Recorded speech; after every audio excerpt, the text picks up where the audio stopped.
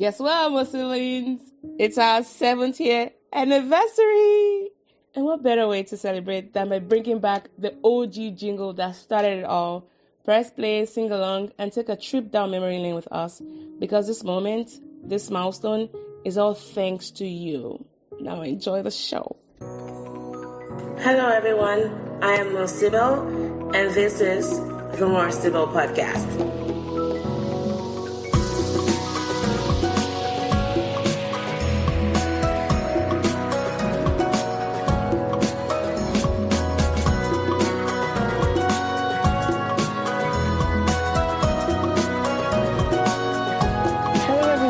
Welcome back to the podcast. Today, it's like going back in time, and I'm super excited to bring this person on the podcast because they really signify the beginning of things we've done on the podcast. Because what does this mean to all of you listening? And I remember she had come for, was it an interview for a presidency position? And she came over to my apartment and we gisted, and I told her, hey, I'm launching a podcast. And I remember having her listen to the that episode 00, every podcast that has to make about your podcast, introducing yourself, your mission, and yada yada. And there was a part that I kind of said something in a very quick way. She was like, I think you want to change this. She gave me feedback that was very, very instrumental. And so I'm so glad to bring her back as a way to kind of honor our tradition. It's been 7 years since we started this podcast. So going back in time and just dwelling on the nostalgia of the present. So today I have with me a Nigerian American pharmacist who immigrated to the US from Nigeria when she was 12. And in the first episode, we had talked about, her experience being from Nigeria to the US, spicy food, culture shock, adjusting to the US educational system.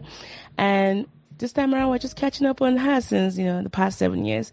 And she's made a lot of strides in her personal life, which we'll, get into. It feels right to actually bring her back for this special conversation because she's also grown in so many ways since our last chat. She's now a wife. She's no longer the miss, she's not a missus. She's a mom. She's a mom. She's always been a daughter, a sister, friend, and a dedicated pharmacist with a deep passion for caring for others. Beyond her profession, she also finds joy in cooking, in traveling, in volunteering, and cherishing time with loved ones. So join us as we just chat about, again, reflecting on the past 7 years, how life has unfolded for her since that very first episode. So everyone, join me in welcoming back to the podcast, Dr. Fiona Adanse, who was formerly known as Imarhia. And I met her when I was a grad student. She was one of my students that I TA'd, while I was in UT Austin. So welcome back, Fiona. How you doing? Thank you. Good. It's crazy that it's been 7 years. I'm still in awe of just how quickly time has flown by. Yeah, because I went back and listened to our initial podcast this week, and I was like, man, was that 7 years ago? You're braver than I am, because I couldn't get to it. I was like, once I started listening, I was like, oh my God, why do I sound so cringe? You can tell I've made it. When I look at my past self and I'm cringing at my past self, that's the mark of knowing that you've made it in podcasting. Yeah, and it's like, if you listen to your recent episodes, you can see the growth and the progress and everything. I still remember the intro song, and even my trip to Oklahoma, I still remember very particular details of that trip. Yeah. And what we did that weekend and all. And I was like, man, that's been 7 years. That's crazy. It's been 7 years. I feel that long. Yeah. I've moved away from that place since then. I moved out 2 years after, moved, a little bit into the suburbs. So I'm no longer at that apartment anymore. Yeah. But it's been like Nigerians would say, many waters have passed under that bridge. But here we are. Yeah. And I saw you last year, at that friend's wedding, and I was like, oh, small world. Unexpectedly at a wedding. Yeah. I was like, oh my gosh. Nowadays, that's the thing people get on me about is they have not been seeing me, which is just, life has just changed for me so rapidly that I'm trying to keep up. And it's a beautiful thing because the same way my life is changing, life of others around me is changing too as well. So it's whew, it's a lot in a good way. Anyways, congrats on all the milestones. I think just to get us started, it's been 7 years since our last episode. So what has been happening in your life since then that you'd like to share with us? Oh yeah, so 7 years. I think a few months after that podcast, I began dating my now husband, which is crazy because I had to go back and look at the dates, and I was like, oh yeah, we started dating later that year. And then from there, at the time, I also matched to residency soon after that podcast too as well. So I was, simultaneously dating my husband. I started residency for 2 years. He was in the MBA program while I was in residency. We kind of finished my 2 years of residency, his 2 years of MBA, kind of, I think about a month or so apart. And then after that, we got engaged, we got married. Within a couple months of getting married, we bought a house. Within a couple months from that, we found out we were expecting a first child. We had the first child. And then about a year and a half later, we found out we're expecting a second. So it's just been like, go, go, go, go, go. I finished my 2 years of residency. I ended up, falling in love with where I was, and I was blessed with the opportunity to stay on. So it's full circle now because 7 years ago, I was interviewing for residency position. Yeah. So I'm actually like on the other side interviewing residents and also precepting residents. And look at you. So it's been crazy. It's been crazy. Wow. Yeah. I mean, if you could look back now in time and cast your mind back to that Fiona, and all the strides you've made, would you just say that it just began with just taking a step wherever you go? Because look at all the things you've been able to do in the past 7 years, and it doesn't seem like it's been that long, but you've done so much. But if someone had told you that your life was going to unfold in those, sequences that you just mentioned, and I'm sure there's been a lot of great things that you've accomplished that we can't just fit into a podcast. But would you just say all that it takes is just a leap of faith? Like, even if you can't see the forest for the trees, take a step and keep going. Yeah, so definitely a leap of faith and honestly just trusting and surrendering to God's will for my life, really has been what the last few years has been like for me. I mean, like, even when I met my husband, I was I'm a very shy girl, so I was kind of skeptical about, what is this guy about, really? And, that started with a leap of faith, joining into that, and then the next thing, and then the next thing, and really just trusting God every step of the way. And just knowing that in spite of everything else going on, because, life doesn't just pause, right? Everything just keeps going simultaneously. So just trusting God that He will take care of everything, even when it feels chaotic. So that's kind of been our lives these last few years. I mean, it's been beautiful. I've embraced the chaos, especially that comes with parenting. So it's been a beautiful chaos, to say the least. Yeah. Yeah. And if you remind me again, he's no Nigerian, correct? Yeah, so I'm married to a Ghanaian. Oh, and when you came on the podcast, you talked about the red rice and jollof rice. Funny enough. Fiona, which jollof rice are you rooting for? Don't break my heart. Nigerian jollof. Always. I stay loyal. And I hope my kids will follow suit. Amen. Let's keep it. How about him? Has he crossed over to the good side now? He hasn't. He's been running his Ghanaian jollof. We'll keep praying for his full salvation. I guess someone has to keep. Someone kind of has to keep the wall going. So he's trying to play the devil's advocate here. But we all know. I'm sorry, anyone who's listening, it's Niger jollof or bust. All the way, exactly. Forget about even though we didn't come up with it, we can't claim that jollof rice originated from Nigeria, but we perfected our hustle. Okay. So, but how's it been like, being in a multicultural marriage? Like, were there some adjustments you had to make? I mean, Ghana, Nigeria, it's not like a huge leap, but sometimes those tiny distances can make a world of a difference. Yeah, so that's been kind of interesting to see. I would say it was not as different as I thought it would be. Like, I thought, Nigerian, Ghanaian, there's a lot of change. There is definitely like very key cultural differences between both, but it's kind of like it really is like siblings. There's a lot of similarity. Like, even on the foods are very similar. It's just sometimes their spices and the way they season their foods may be a little bit different. And the eggs. But I'm like, why is eggs?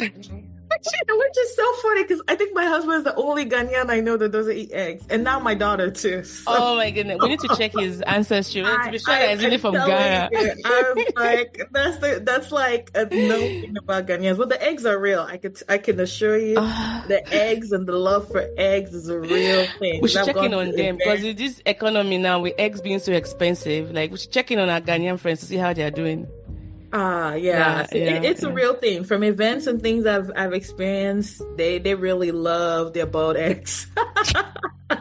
So it's the thing they buy. Like even when I go to my in-laws' house, they always like. There's no time they don't have eggs in that household. I'm like, yeah. So I guess they make it work. Even in the economy, they make it work. Oh wow, And hard times. All right. Yeah, but But I would say like the culture is very similar. Like, sometimes I feel like I'm married to like. I mean, my origin, I'm more so like from Edo State, but it almost feels like I'm an Edo lady married to maybe an Igbo man or maybe I see. It's not that much of a vast cultural so it's not like a really vast different. I feel like if he was maybe like East African or something like that, it may be even more different because their cuisine is a lot different. But our cuisines are very similar. We just call things different names too as well. Like they have their own version of like akara and different things. There's a lot of, there's a lot of similarities in the food, so it hasn't been that different. And obviously, when you get married, because you both didn't grow up in the same household, which I'm sure you probably can attest to. There's some, different. Natural, definitely. Yeah, that way. Regardless of the cultural differences, just period. So that's been kind of our experience. I also imagine that it's even more cultural exploration through food for you, because now you can even maybe be curious about their food and maybe incorporate some of that into what you cook already. So I haven't really been doing a lot of the Ghanaian cooking, but yes, I've been exposed to a lot of the Ghanaian meals. Probably some influence. I would say one key thing is they use a lot of ginger. So while Nigerians are very more garlic, in our stews and soups, they're more ginger heavy. So now you come to my house, there's ginger in my house. Before, even if there's a little ginger, we still make it work. But now, like they're very their sauces are very ginger heavy. Even their jollof as well. One of the things that their tastes. They use a different grain of rice. I know. I see that. Jasmine, jasmine rice. Fragrance, which is like, Should have known. I don't like my rice made up perfume, but that's just me. And then they use a lot of ginger in their dishes too. It's interesting. It's interesting. Thanks for sharing that.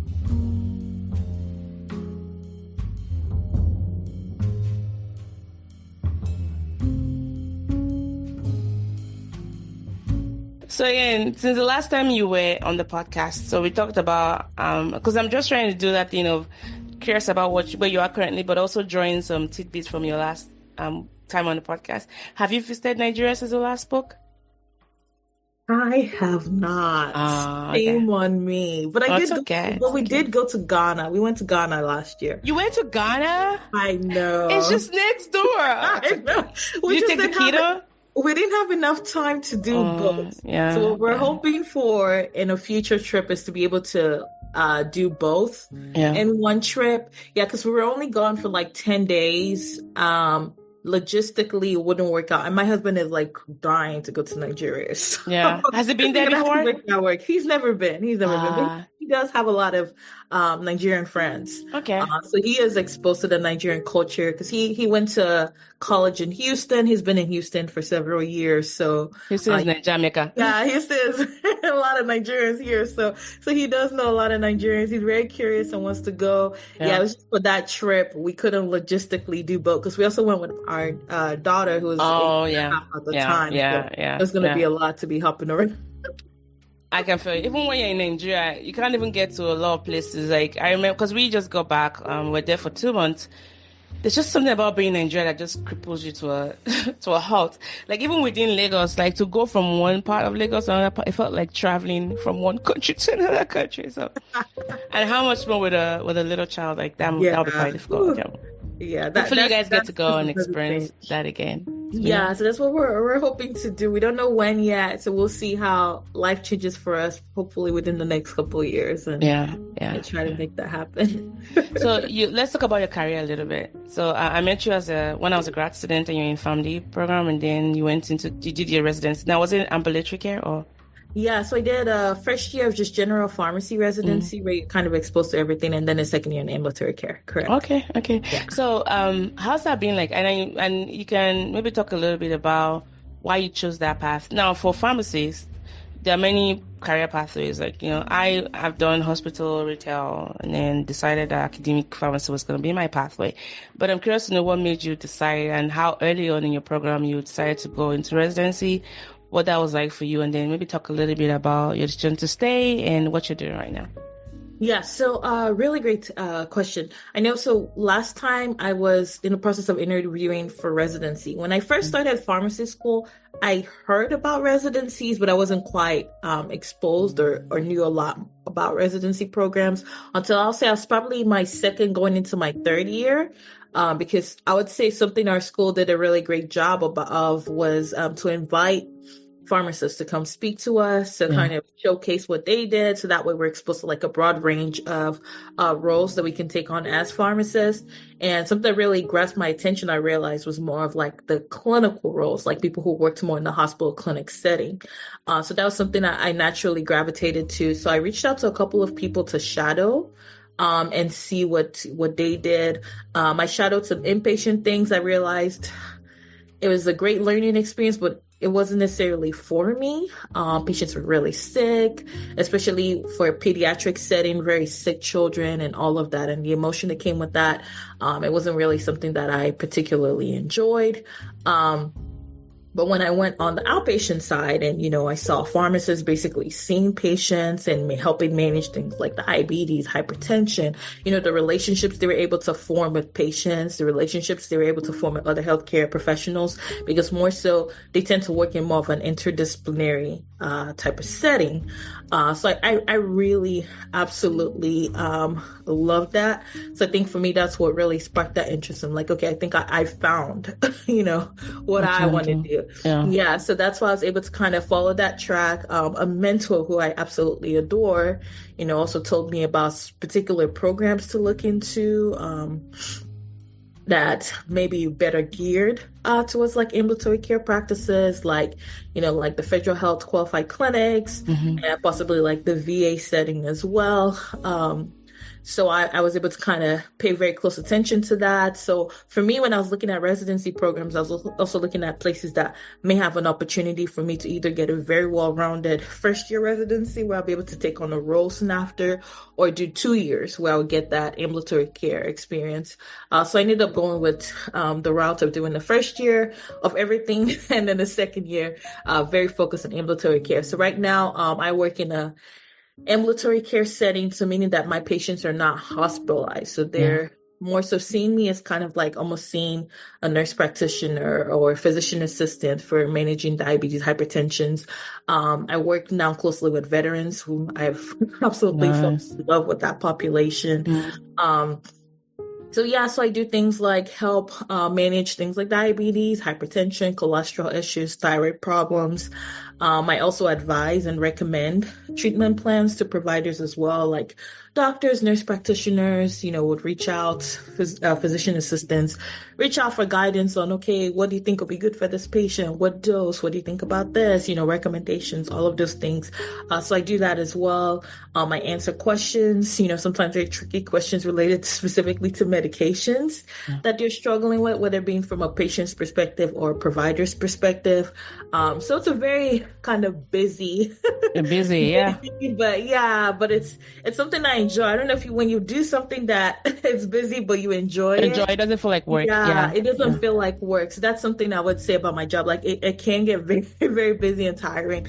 But I do enjoy what I do. I enjoy the people I work for and people I care for. So that's been great. So I've been in that role since 2020. So I'm going into my 5th year now. Some of my patients I've known since my very first month of starting in my role. So I've been able to kind of develop that long-term relationship with them. I love it. In our program as well, since I trained there, I'm also able to help train trainees now. So I do have residents go on rotations with me. You know, I mentor, I precept, and teach. So it's a very well-rounded role that I absolutely love.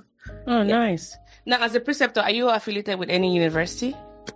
So at this time, not necessarily a university for now. I'm more so affiliated with just our residency program. But as far as like students are concerned, because of the workload that I currently handle, it's very difficult to embed students into my role because it requires a higher level of functioning, so like a residency level of functioning or higher. So like if I were, for example, to take a third year resident, they may be lost because the patient population I care for are very ill. Homebound patients. But that's something that may change, you know, over the years over as well. time. Yeah. Okay. So that's where I am right now. So how are you combining this with, you know, marriage and motherhood? Oh, yeah. So I'll say, my husband and I run a very tight ship. It's kind of how I'll describe our lives. You know, I have a very busy role, like I just described, and he is even busier too as well. He's a project manager for an IT company, works, I would say probably his current role is probably double the workload of what he used to do prior to having children. So, which is crazy that we're even busier with children than we were without kids. So it's just honestly just taking a day at a time, really, just kind of learning when to prioritize and making sure that, you know, work time is work time and family time is family time. So I'll say that's something we're kind of very intentional about doing. Is like, okay, when it's just time to log off work, we have to log off and kind of dedicate our time to like parenting and taking care of our daughter and making sure that, you know, she's seeing the full version of ourselves. And then the next time when it's time to work, we pick up where we left off and kind of keep going. I think something else that helps us is our schedules are kind of coordinated. In a sense, we work like a Monday to Friday type of role. So we know our weekends we're off and we're together on the weekend. So we try to do a lot of like our family activities and things on the weekend. You know, we're also very involved in serving our local church. So that takes up a chunk of our Sundays. And some of the plannings, you know, happen prior to Sunday as well. So we live a very busy life, but it's a busy in a good sense, meaning that busy that we're making a difference, whether it be in the jobs we do or in the lives of people that we impact at church or in the life of raising our children as well. So we like to kind of see our lives as like a ministry, regardless of what we're doing and where we're at. So that's kind of how we're living right now. And I would say something that makes it probably tougher, and that's a difference being in the US versus being in places like Nigeria, is there's not a whole lot of support. As far as like raising kids. So, you know, most parents are having to like use daycare systems or nannies or things like that to be able to work and, you know, cater for our children, because during our work hours, our daughter has to be cared for, right, by someone else. So thankfully, you know, she's in a really good preschool that she loves. So we kind of take advantage of that to kind of keep her occupied and learning while we work. And then we take over after that. But, you know, with our parents working full-time jobs, you know, it's a busy life. It's a very busy life, and not being in the same city as them too. They're not in Texas with you? Yeah, no, they're in the same state, but they're like 4 hours away. So. Never mind. Why did I even say Texas? Actually, I just mentioned the city because Texas can one end of Texas and that could be like 12 hours.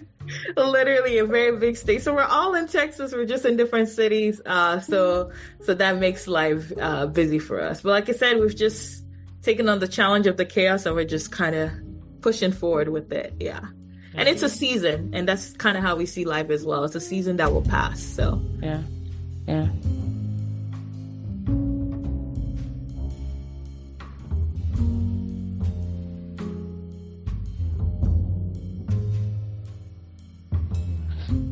Okay. I mean, thanks for sharing that. And going back to your response about your work and just how you settle down on your career, two things I wanted to tease out, which I think will be very useful, especially for those who might currently be in that phase, is sometimes you might know what you want, sometimes you might know what you don't want. So for Fiona, she had a clue as to what she wanted. She sought out a mentorship path to like help her get there. Now, for those of us, if you're like me, where you have so many interests and you're like, I don't know which one to go for, you can also do it the other way around and try the things you know you don't want to do. And as a way to confirm and say, okay, I've definitely Xing that out. That's not for me. Like, going on an internship, like, for example, hospital pharmacy, I would never be a hospital pharmacist ever in my life again.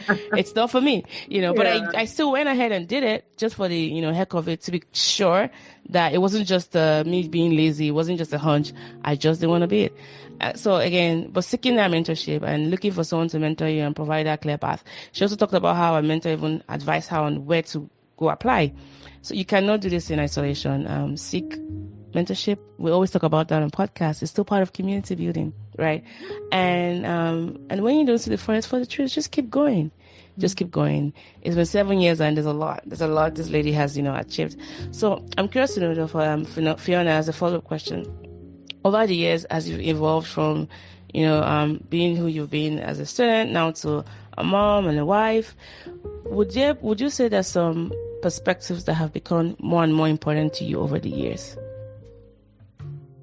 So I've evolved more so to a mom. Is there certain perspectives that are a mom, a wife, a career person? Like over the years, looking back, like the past 7 years, perspectives that have become more important to you. Yeah, I think for me, just kind of learning to rest, I'll say has been something that I've learned that is very, very important.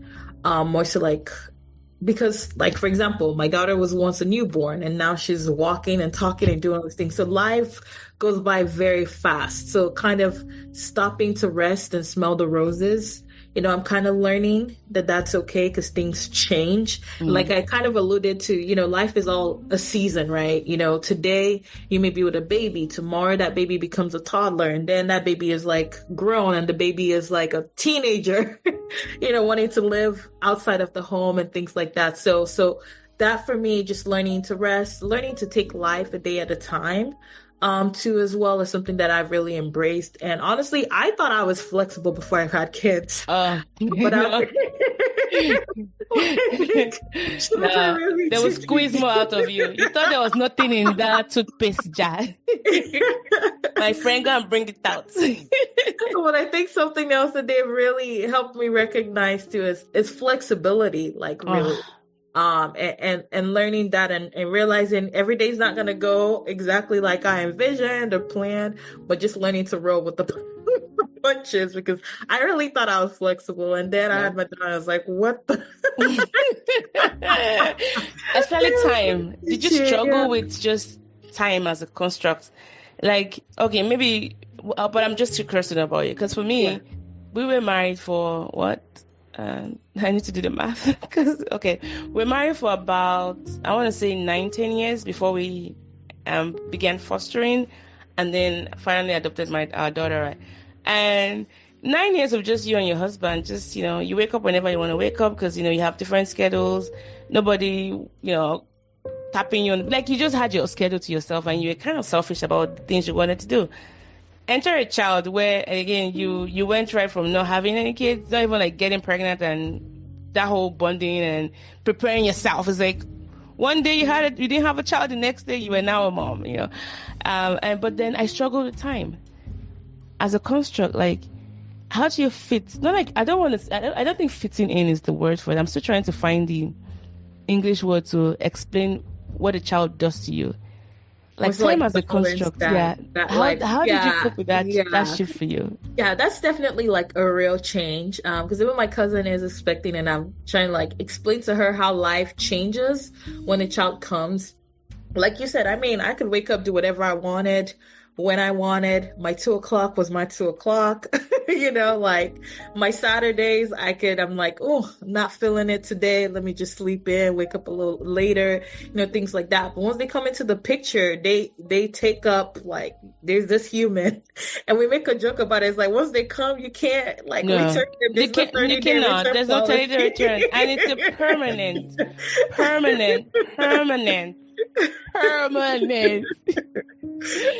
There's no return policy on them. If you don't like them, whether you like them or not, there's no return. Oh, wait till they start talking like you or behaving like you. Like you look into the mirror and they're right there. And my daughter is just like, she's like me on triple times the energy. So the things that kind of gets me, on her sometimes, my mom will be like, this is how you were. So we traveled recently and we, spent time with my mom. And she would call me and say, "This is how you were as a kid, by the way." And I'm like, "No, I wasn't." She's like, "Trust me, you were like that as a kid." I'm like, "Mom, it should be on my side." Yeah, so it's really like and I understand what you're saying about the time as a construct. I can't really like fully describe it, but they kind of become like the epitome of everything else Everything kind of mix, surrounds them. yes, So because yes. the time you wake up is influenced by them, really. The time you do whatever you need to do is influenced by them. Like, even if I'm not feeling good today or my husband's not feeling good today, one of us has to get up because that child, there's no day off. When they're ready to eat, they're ready to eat. Yeah, they don't care that your back hurts or you're tired or how your night went. It's just like what they want it when they want it. And like with parenting, you just don't have a choice. You go and you go and you go. Yes. Yeah, like even when it comes to like, in my mind, I'm like, okay, we're going to leave the house at this time, get her ready. And she's like in her twos phase now where it's like, she's also very independent. She wants to do things herself. Maybe on a Sunday, we're trying to get out to make it to church on time. And she is insisting she wants to make her own food, which would take like almost triple the amount of time to do and all of that. And sometimes you just pick your battles, really. You just pick your battles and just go with it. You're either going to be starting things earlier to try to make things work, or you're just going to have to learn that, sometimes you're not really in charge. Really, they're the bosses of everything. You're not in charge of your time anymore once they come. They become the bosses of everything. Like your schedules, like even my weekends now too. It's like now she has a social calendar because she gets invited to birthday parties. Oh, that's another one. So, they kind of occupy that too as well because they need to get there somehow. So you're going to have to make arrangements to get them to where they need to go and get them back. It's a beautiful chaos for sure. Definitely. And thanks for that reminder. And I think another thing, as we're talking about timing, I also realized that they help to put things into perspective. Like things that I used to get very, gung-ho about, like, it's almost like, this is not important anymore. Like, my daughter has helped me realize the importance, like what's important to me. Like you said, they take center of everything, right? Your time, your perspective, and even the work I do, I feel like I have more purpose in life right now because, and the things I used to chase before just for the heck of it, for the high of it, it's like, I'd rather use that time with something to, spend with my daughter or, do something more meaningful. So that has been quite life-changing, Oh, yeah. Absolutely. Yeah. Absolutely. You kind of weigh everything.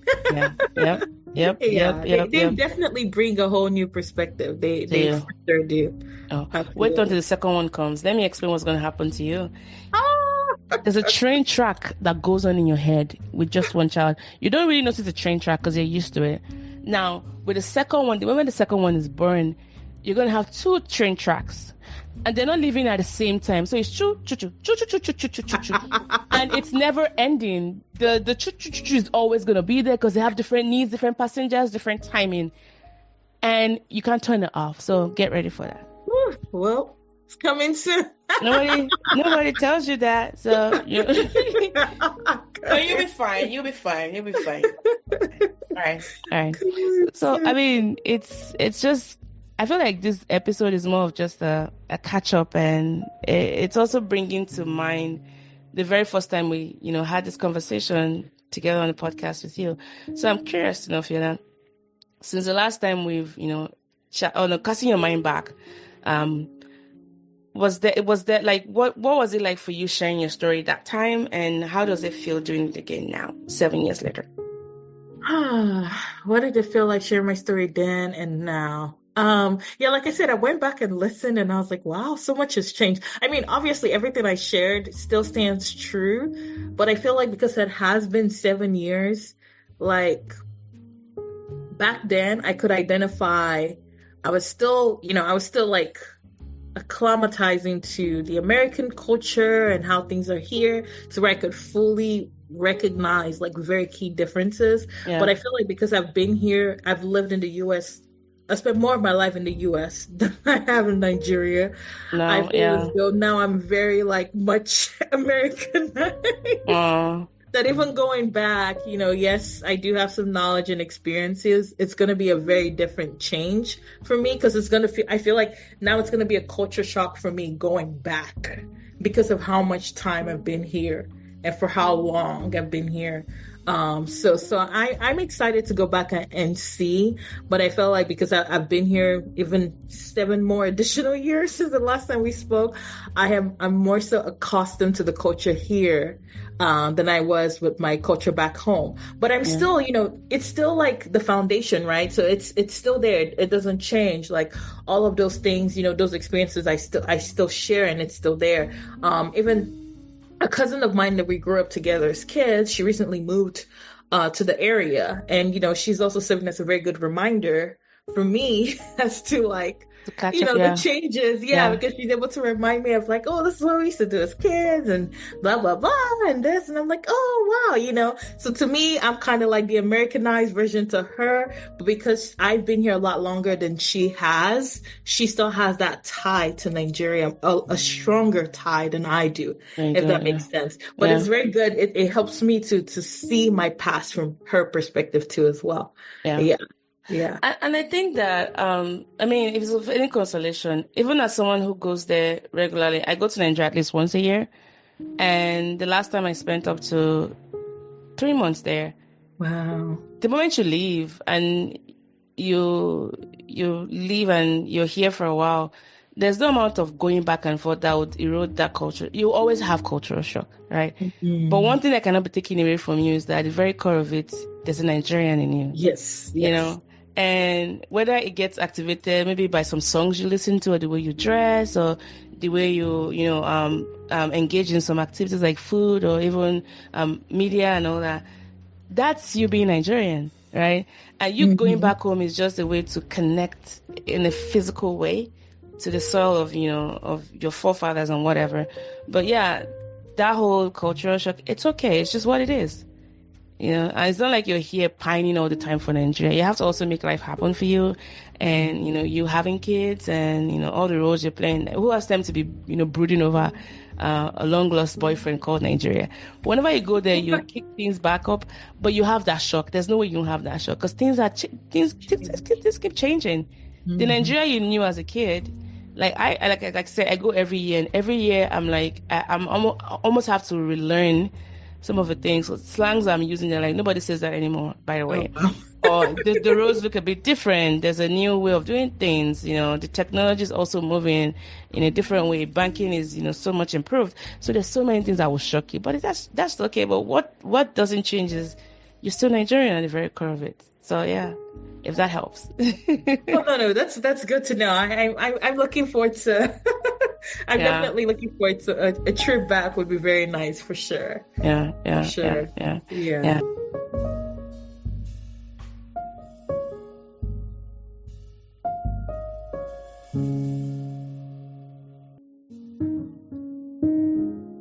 You came on the podcast. I think that was a very, very first podcast, right? Yeah. That was your first.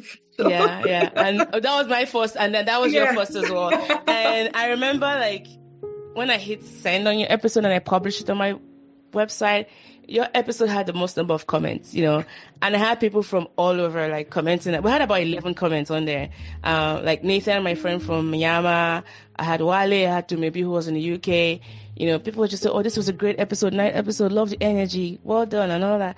And that was as a newly minted podcast host, that felt very nice in just going because I needed the encouragement. You know how you start with friends, families, and fools whenever you're starting something new?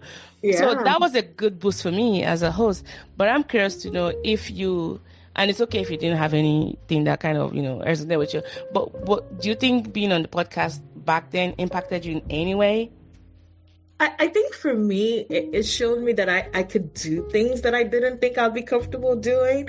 Because by nature, like, people won't believe this, but by nature, I'm a very kind of quiet, private kind of person. Like, it's not that I don't communicate or talk to people. Like, I don't even have like a big social media presence at all. Like, I just live my day-to-day life. So to imagine someone like me publishing a podcast, because when you think about podcasts, you're more so thinking about people who are like, very in tune on social social media, very involved in all of that. So I think for me, it showed me that I was capable of having that side.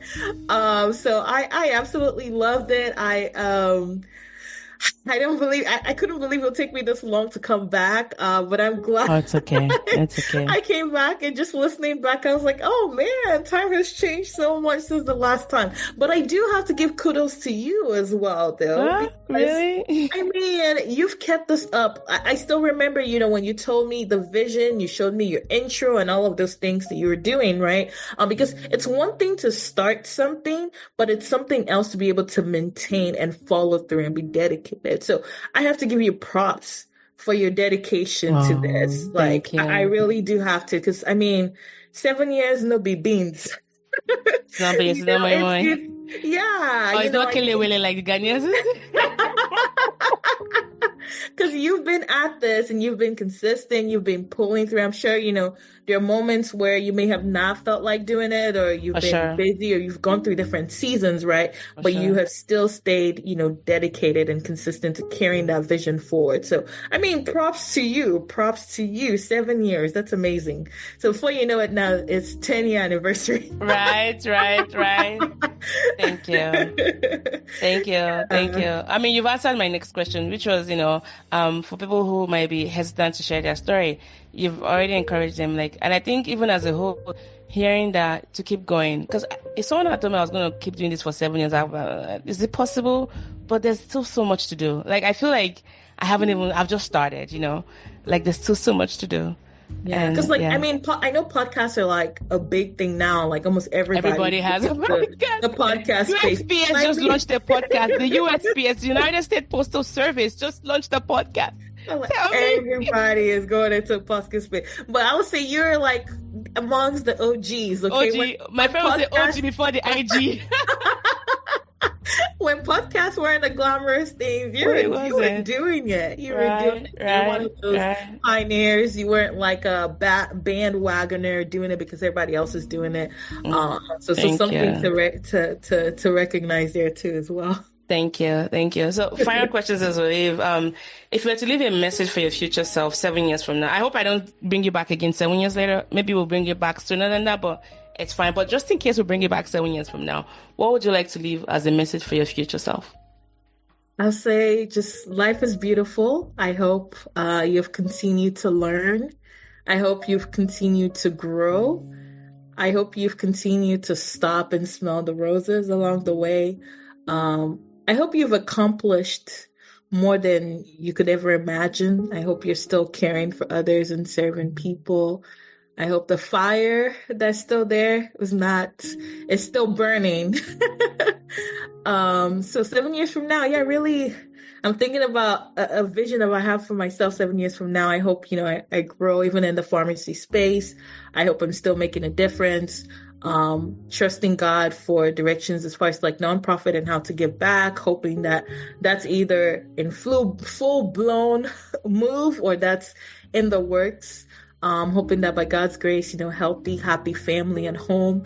Hoping that I'm still juggling and balancing life where, God first, my family, career and friends, everything as a whole bubble. I hope I'm still following that life and able to keep it all, but still be okay with all the chaos and the beautiful things that come along with that. Yeah. That is so beautiful. That is so beautiful.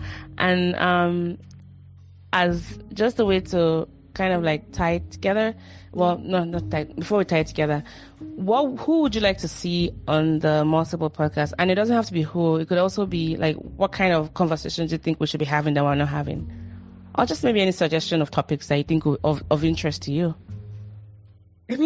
We've done a whole lot. Yeah. So I know you've done the nonprofit works. Yeah. You've done so much different facets. You've done the career thing, the family thing.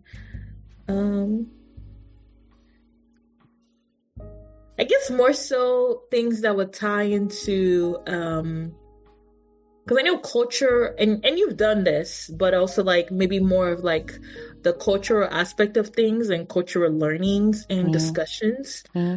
Maybe a good one. I know you've talked to, like, I know your passion for Korea, for example, getting someone from Korea to talk about the different foods, Yeah. travel experiences and how to tie that in. I alluded to some Ghanaian Nigerian differences, maybe a little bit more deep dive into like what those differences are, what that looks like, food wise, because people nowadays, everybody.